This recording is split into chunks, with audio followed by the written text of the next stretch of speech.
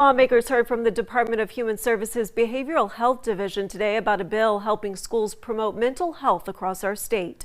KX News' Christina Randall has more on how the bill could help save lives in our schools as we lead local. Cognito is an online role-playing simulation that can help teachers and staff at a school learn the signs of mental distress and how to correctly approach a student with declining mental health.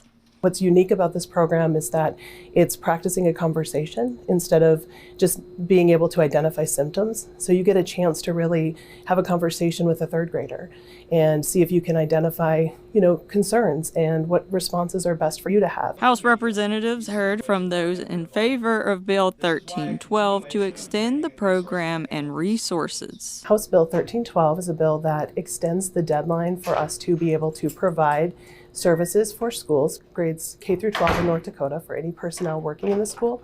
Pam Sagnis, Executive Director of Behavioral Health with Department of Health and Human Services, says it sometimes shocks people how young students are when they first deal with mental health issues. I think often when people think about mental health or suicide, they're often thinking about teenagers, thinking about substance use and kind of those risky ages, but often we know that children of all ages are dealing with trauma.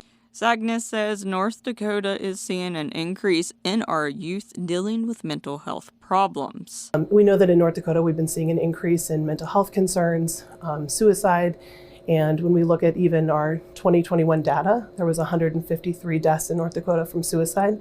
Approximately 7% of those were ages 10 to 19. This is why Sagnis and others believe this program is so important to extend its availability. Schools are the places where children and young people spend a large majority of their time. Because of these reasons, it is imperative that schools are equipped with the proper resources to handle mental health problems and suicide.